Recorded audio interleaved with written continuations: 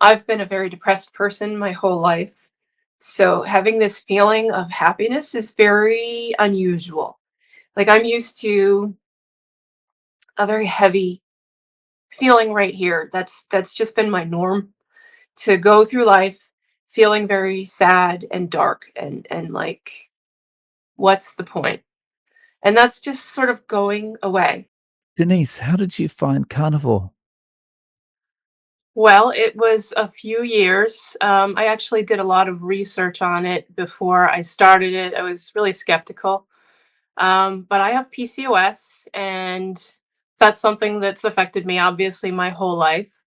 I didn't actually know about it until I was in my early 30s. My husband and I started trying to have a child, and then I wound up spiraling. I don't know what, it took years to figure out what was wrong.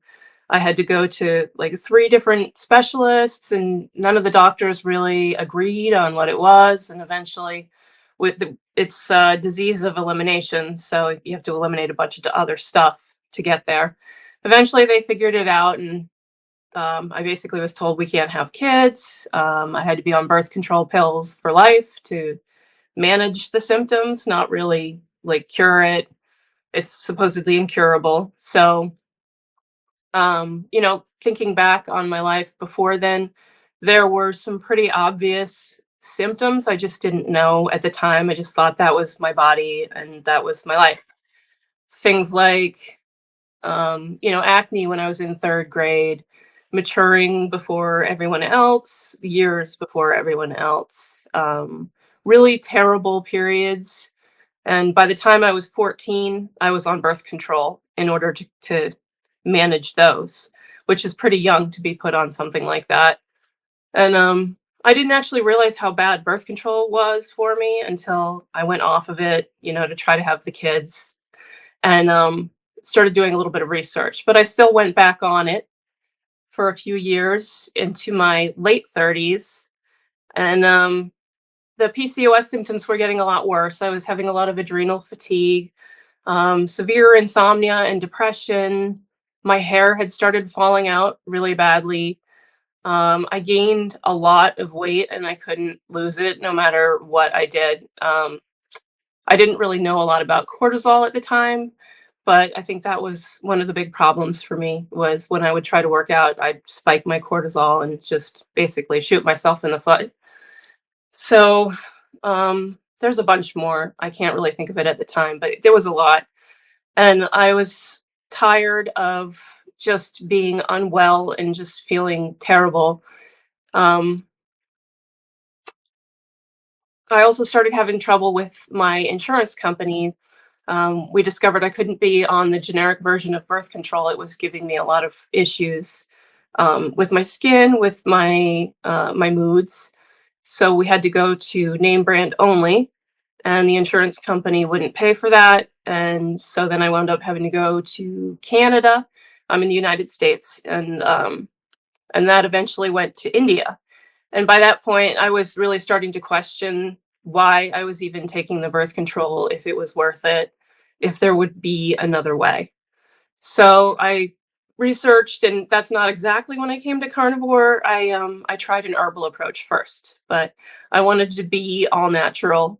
So I was doing, I can't even remember. I think it was something like 20 supplements at by the time I had gotten through a year of trying to deal with it this way. And I did find one thing that worked a little bit. It helped with some of the things, but I was still not in a great place. And I think I got to month 13, and I remembered that I had allowed myself 1 year of trying this way before I started looking for another way. So it wasn't really working as well as I had hoped. And I eventually made the switch to carnivore, which I had been researching by that point for maybe 5 months. Um, I think I watched somebody's YouTube video where she tried carnivore and it didn't work for her, but that was, I don't know why that was what made me suddenly decide, okay, this is what I'm going to try. But it did. I think she had PCOS and a couple other things. And I was like, I'm going to do it. So I switched and I actually started my own YouTube channel to document those results. I have just a couple videos on there right now. And I saw some results within the first week, some pretty decent results that gave me hope. And then by the first month, I was feeling really good. Like I was sleeping through the night. My hair had stopped falling out. The acne had stopped coming in. The old stuff hadn't cleared yet, but like I always used to have really terrible, painful bumps coming in one, like just in cycles, one after another. So that finally stopped. My mood has been getting a lot better. I did wind up getting really unwell, and I was having a lot of trouble. I think around week 4 or 5 with acid reflux, indigestion. I have had ulcers in the past, part of my PCOS issues. So, I worry when I start having stomach acid issues. And I tried a lot of things to try to deal with that. I even made a video about that too, just asking for help from other people in the carnivore community. Does anyone know like what I can do besides what I've tried?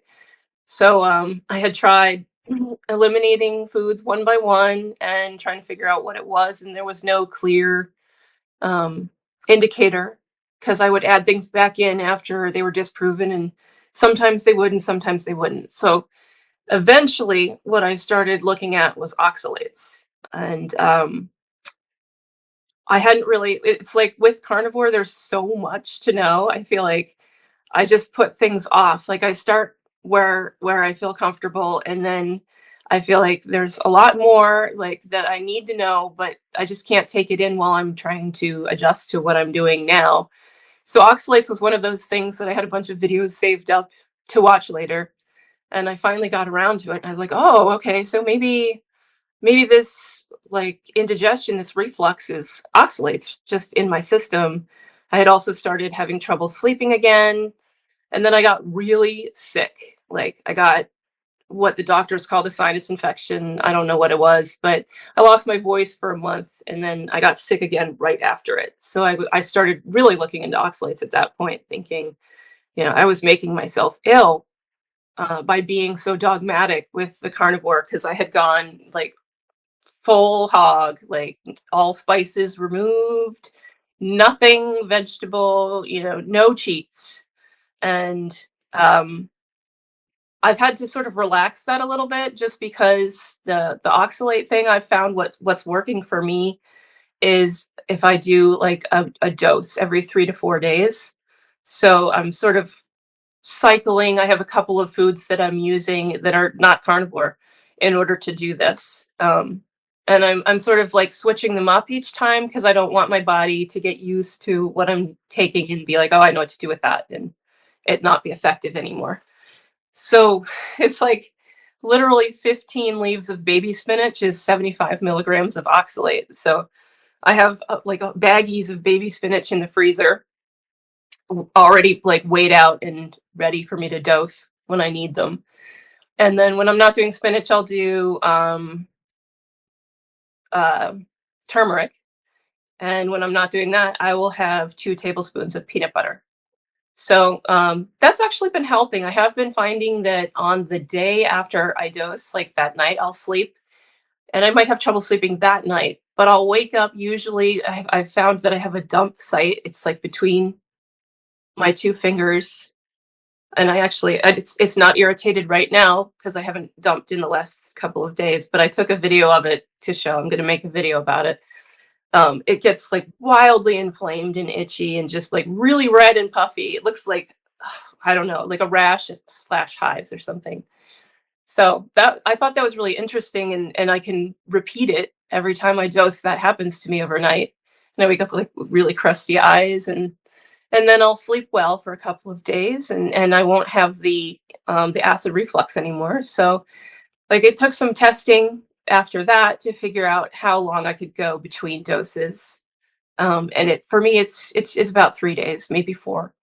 And I don't try to stretch that because then if I wind up getting the reflux, doesn't go away for a few days, and then I sort of set myself back. So now because I had to add these foods in, I can't be a strict carnivore anymore because I kind of have to have these foods. And I think I got thrown off a little bit for a while there because The temptation of trying some keto items since I was already on the path. It sort of took over a little bit when I was sick too. I was kind of dumb for a few weeks, and I let myself have like up to 20 carbs here and there. Like when I was really sick, I was craving fruit, and I let myself have a cantaloupe or like a watermelon. But I did see some negative results. I didn't feel as well. Even though I was sick, I still had a good mental well-being, and I was still pretty clear in my brain. And when I would have these things, that kind of went away a little bit. And then cravings would get worse too. Like I'd want more things, more bad things that I shouldn't be having. So I've pretty much cut all of that back out, and I just have the couple of things that I use to dose oxalates when I need to. So I think right now I'm up to day 104 carnivore, and I'm doing really well. I have actually, like I said, I have these things that I put off for later.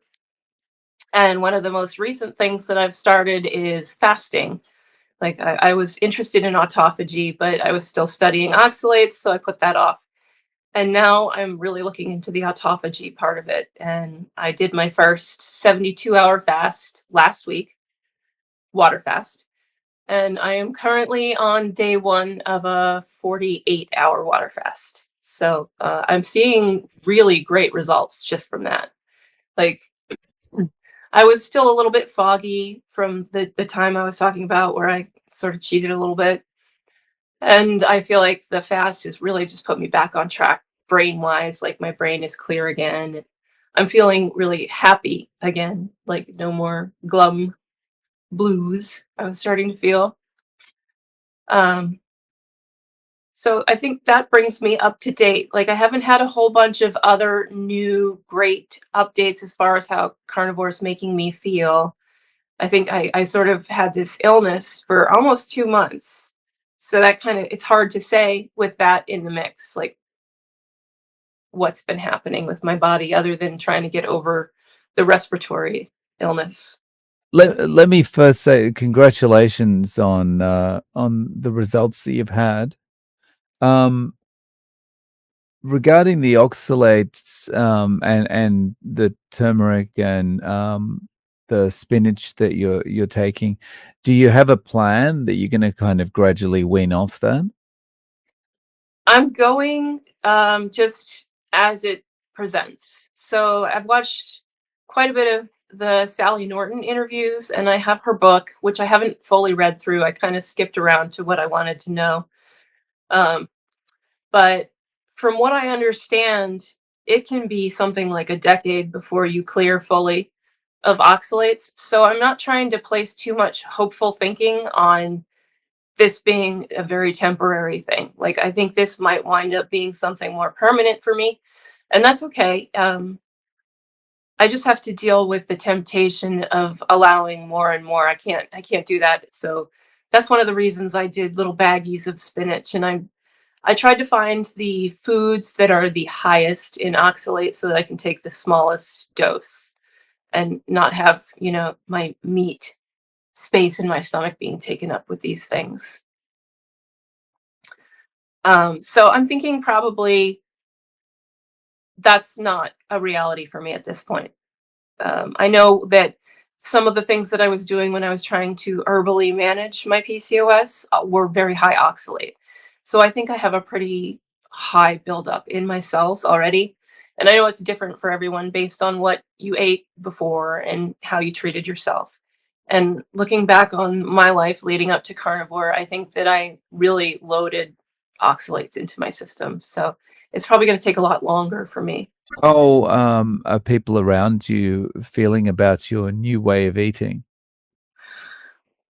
That's the hardest part, honestly. My husband does not do it. So he's taking a little more interest now that I'm having such great results, but he still is not even considering it. I haven't had anybody telling me I'm going to die of a heart attack yet, but my channel is still really small, and I'm expecting eventually to be getting the hate comments. But for now, it's mainly just difficult for me to do it alone. And My mother has recently jumped on board because she really liked, how many results I was getting, and being able to come off of all of the medications was appealing to her. She's type 2 diabetes.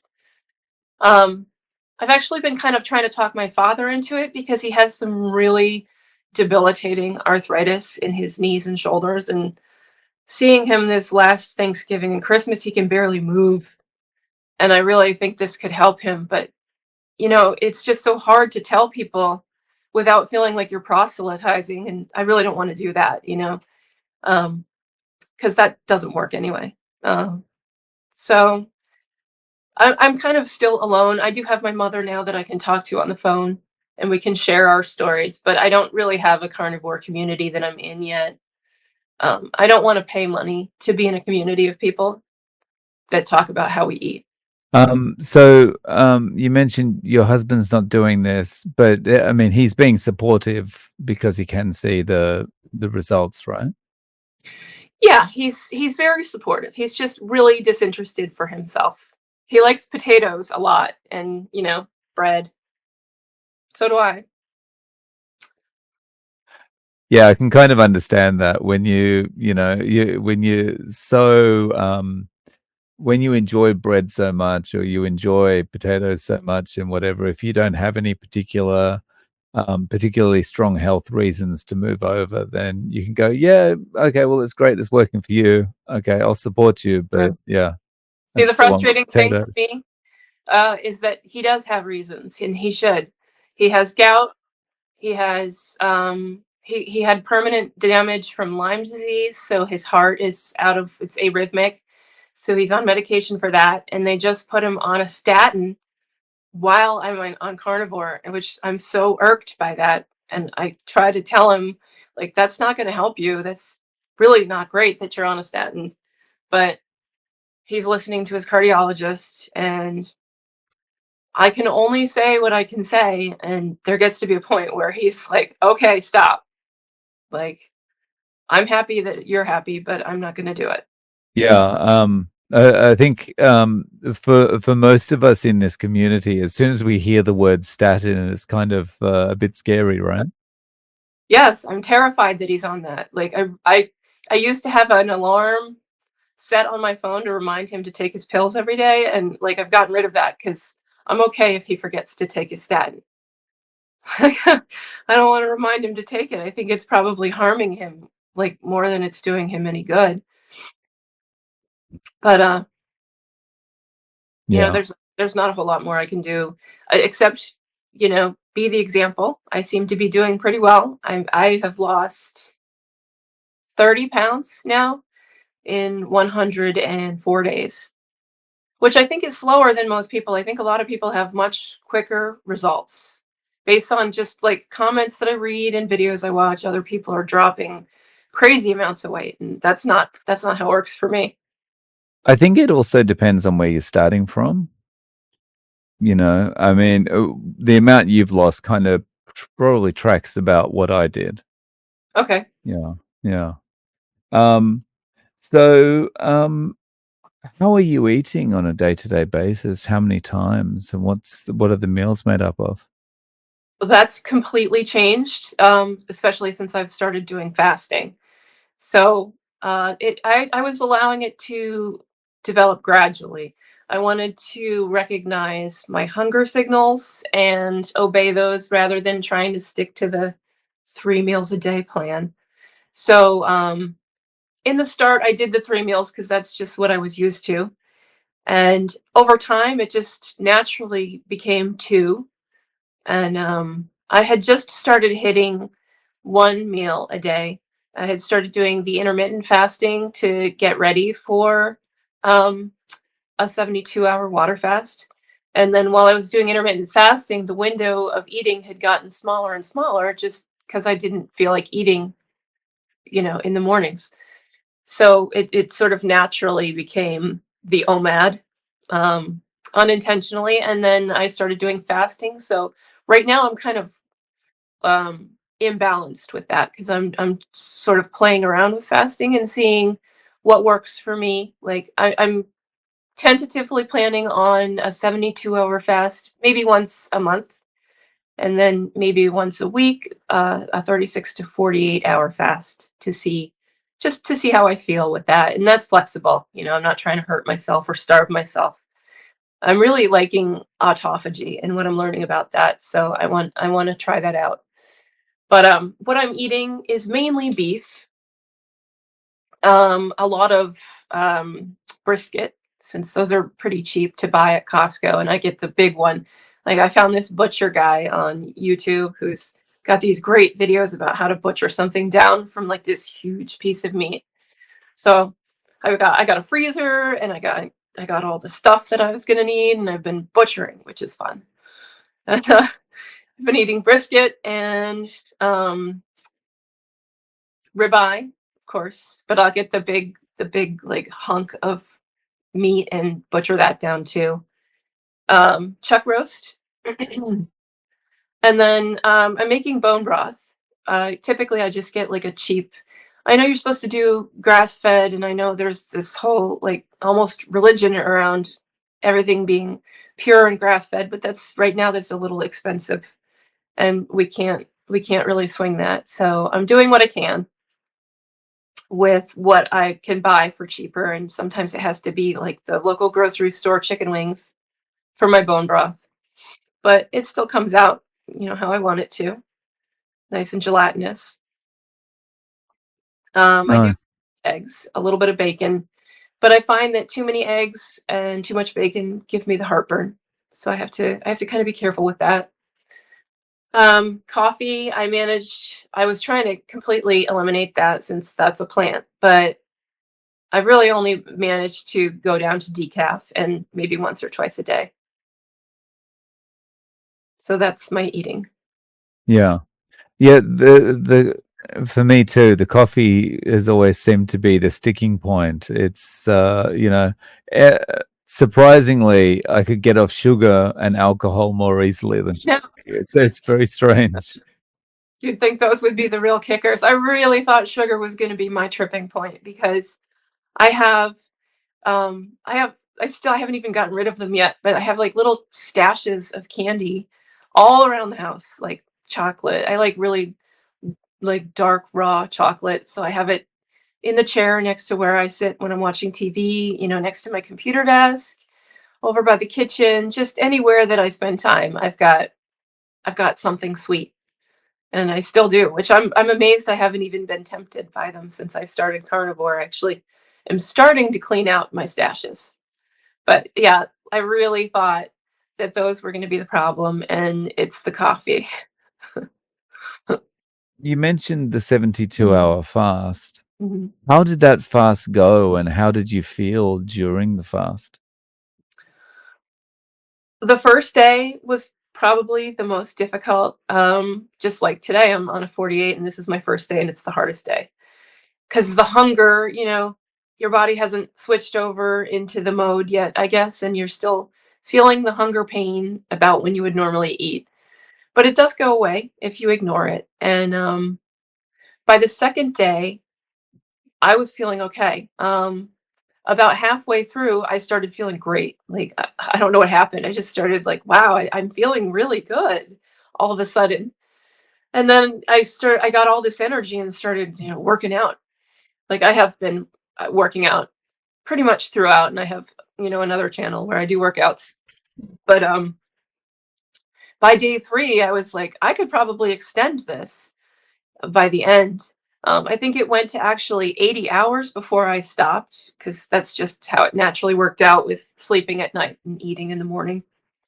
But like I felt by that point that I probably could have gone longer if I wanted to, but I didn't want to. I wanted to do just the 72 hours, not push it, see how I feel, see how reintroducing eating goes, which I stumbled a bit there. That was unpleasant, like starting to eat again after that. I um I probably should have researched that a little bit more before I did. I just took somebody's word for it, and I should have maybe looked around for people who knew a little bit more. So I ate like one egg trying to come back from that, and it made me so ill. I was nauseated, my stomach was killing me, there was diarrhea, just hours of just really severe stomach cramps after one egg. So, that was unpleasant, and I had thought at the time, "Well, I can't do that again if this is what eating again after a fast is like, I can't do that again."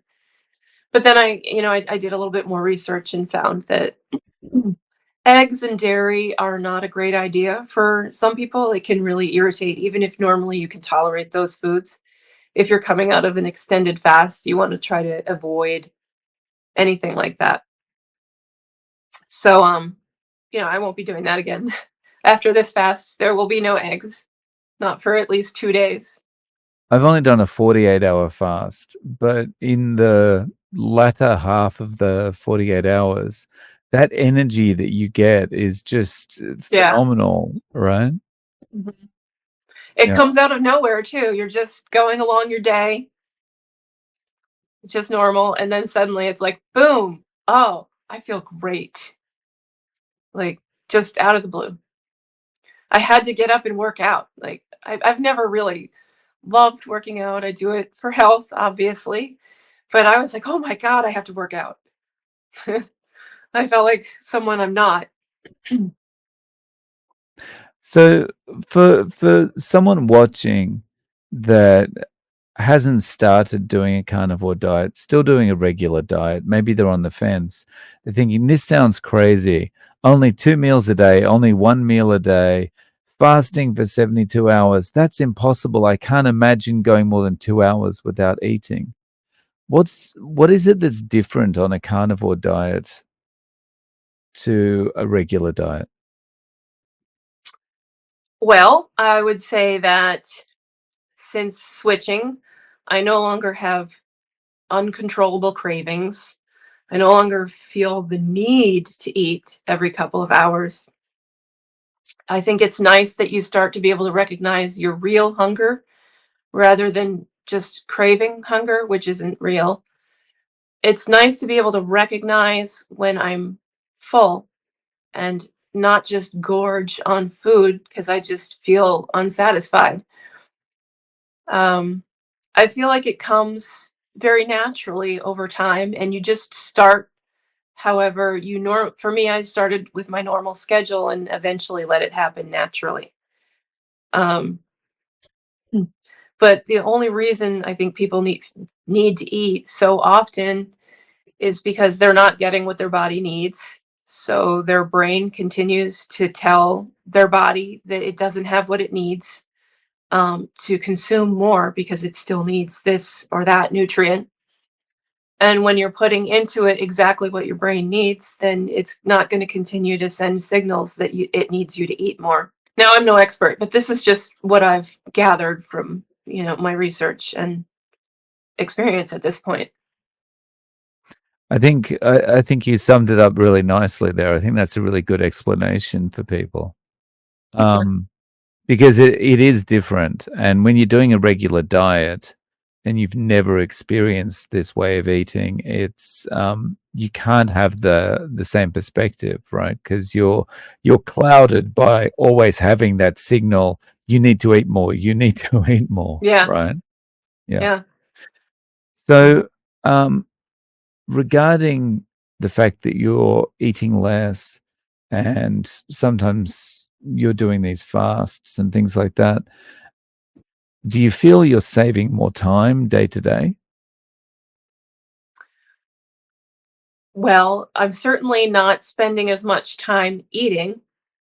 It is no longer the focus of my life, which really you don't notice until you stop focusing so much on it that it's like an obsession eating.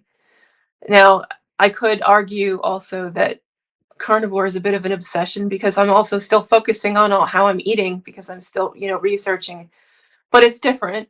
And hopefully, eventually, I won't have to do so much focusing on it. I feel like I have more time as a like a side effect because I'm sleeping better at night. So I used to need naps in the middle of the day. So I would also need to sleep more, and I would need to sleep something like 9 or 10 hours, and then I would need another hour or 2 during the day just to function. I had adrenal fatigue. I feel like I'm saving money, even though people talk about how expensive it is, and that's true. It is expensive to buy meat. But if you're not also buying expensive vegetables and pasta and sauce and bread and just everything else, and all you're buying is meat, yes, you're paying more money for that, but it kind of evens out. And especially now that I've added the fasting, like I'm definitely saving money because I'm not eating for a few days here and there. So I would say I'm probably saving more money than time, but I am getting more time, not directly through carnivore, but through its results. Nice. So just to take a step back to something you said at the start of this part, you mentioned you still have the obsession, but it's a different kind of obsession. And I kind of get that because speaking for myself, um, I did have, or I do have that obsession with carnivore, but it's quite a different obsession. Again, speaking for myself, my feeling is it's a clear-headed obsession, whereas on a regular diet, it's more of an obsession like opening cupboards and throwing things around, trying to find food. What can Yeah, I eat? I need to eat something. absolutely. Yeah. Hmm. Yeah. But still, So it does feel like I'm constantly still thinking about what I'm eating, how I'm eating. I'm watching videos about it all the time. I'm reading people's articles and books, and so it's still.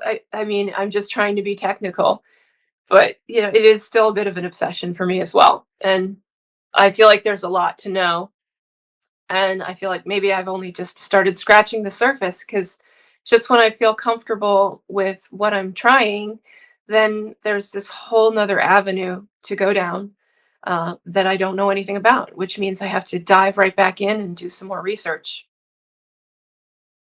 So yeah, it's still an obsession. yeah. So in the 104 days, have you been to see your doctor and talk to your doctor about what you're doing? No, I dread that visit. She is a vegan and she will not approve. She's been trying to get me to go vegan for a long time. And I actually did try going vegan for 6 months. I didn't have any of the really terrible negative results that people talk about when they're long term. I couldn't stick with it. I was always hungry and I missed meat. So um I don't know when I'm going to see her. I've actually got some really negative feelings about doctors anymore. The whole process of finding out about PCOS and getting diagnosed with it, um, and the whole situation of the pharmaceuticals. I didn't even mention, but there was a period where I got sent to a psychiatrist as well for major depression, which is a side effect of PCOS. But my doctor didn't put those together, and the psychiatrist misdiagnosed me as bipolar and put me on some medication that caused some major issues, some damage in my brain that is still not fully resolved. My speech center, the pathways got destroyed, so I lost a lot of words, which is really weird. I used to be a really wordy, loquacious person, and just to not be able to think of simple words, I'm still having trouble with that. Like it's getting better with carnivore, especially, but that was like 10 years ago, and I'm still dealing with that. And I also had a medication that caused psychosis, which is terrifying. So that experience, being misdiagnosed, taking years to get diagnosed with PCOS, being mismedicated, um, being over medicated, insurance refusing to pay for what I needed or needed. Um, I'm really soured to doctors right now, and I'm not trying to go overboard and say I'll never see a doctor again. I do take medication when I need it, but I am very hesitant to go to a doctor. unless I feel like I absolutely have to. And the icing on the cake is the doctor you've got to go and see if you want to If go and see yeah, one. It's a yes, yes, and she's really gonna disapprove of carnivore. I can just hear what she'll say to me. She's not gonna like it. to me, I would feel like at that point it's a political thing and the doctor should just put it to the side. But I mean, in that situation, do you think the doctor is going to be able to put it to the side? The veganism? Possibly. She definitely tells me every single time that she's a vegan, though, so I know that it's really in the forefront of her mind. Even when I'm not asking her about her diet and we're talking about me, she'll make sure to plug that she's a vegan. So I know it's very important to her. So I don't think she won't mention it. The double negative. Hmm. Okay. Wow. So, well, good luck on that front. Thank you. Um, so I'm sorry, you've made my day with that story. Um, so where does this go for you from here? I honestly, I'm not sure. I'm doing really well. I've gotten myself back on track from I'm not going to use the word cheating because I'm going to use the word experimenting is what I was doing with keto foods.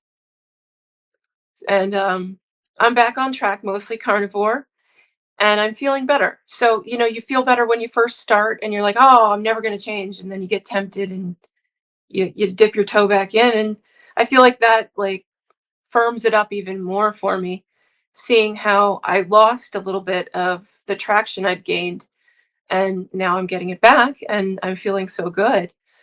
So, where I'm going right now is into fasting, a little bit more oxalate research I think I need to do. Um, there's still some stuff I don't understand. I'm studying autophagy and ketosis. What's the difference between the two, which is really interesting. And I feel like after that, there's going to be another whole topic that I'm probably going to find while I'm still in this one and save for later. It feels to me like there's just always something that I have to learn, which I like. I like to learn. So that works out pretty well for me.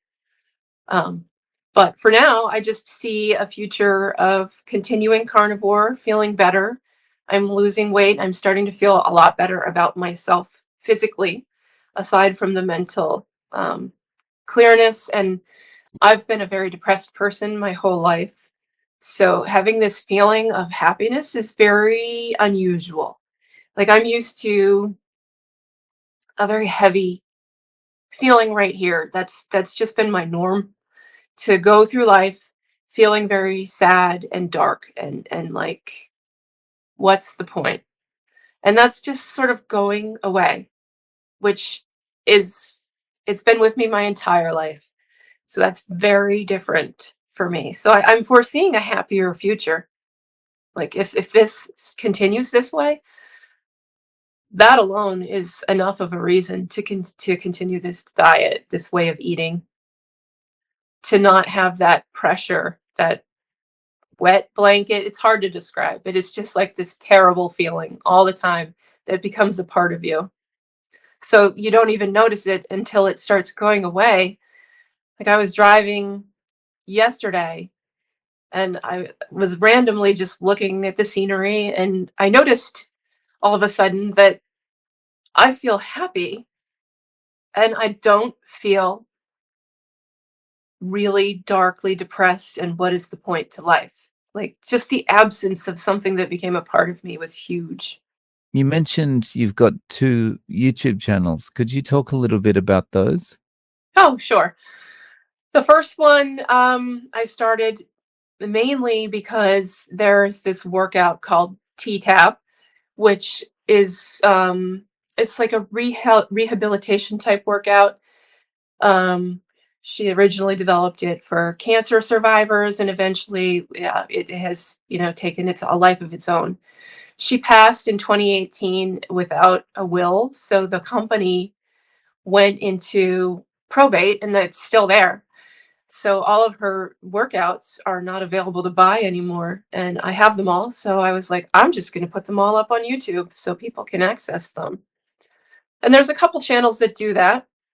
Um, Mine, it's not a huge subscriber base, but, people that find it are happy. And, eventually I started doing a series of workout with me, and I would do the workout and record myself and hers and put it up, so you could have a little variety if you do them all the time. So that was the original one. And when I started doing the recordings of myself, decided to start sharing a little bit about my journey with, like, trying to heal my, or not heal, maybe reverse is a better word, my PCOS. But I found, that audience was more focused on TTAP. I don't know that they wanted to hear about my, like, change in my way of eating, and specifically carnivore, which can be a little bit controversial. So I decided to change, like, take those videos over to a different channel, and I started another channel, strictly for the carnivore um, journey. And I think I have like 3 or 4 videos on it right now. The 2 month ailment that I had kind of set me back as far as making videos, especially when I didn't have a voice for one of those months. But I'm feeling better now, and I'm going to start putting stuff back up. Um I don't know that I have, like, content to be putting out something every single day yet, and it's pretty small. But it's called Carnivore for PCOS. Nice. And do you mind telling me the name of the other one? Loquaria. Loquaria. So I'll link to those in the description. Oh, thank you. Um, That's nice. no problem. And Denise, thank you so much for coming on and sharing your story with us. I really appreciate it. Thanks for having me.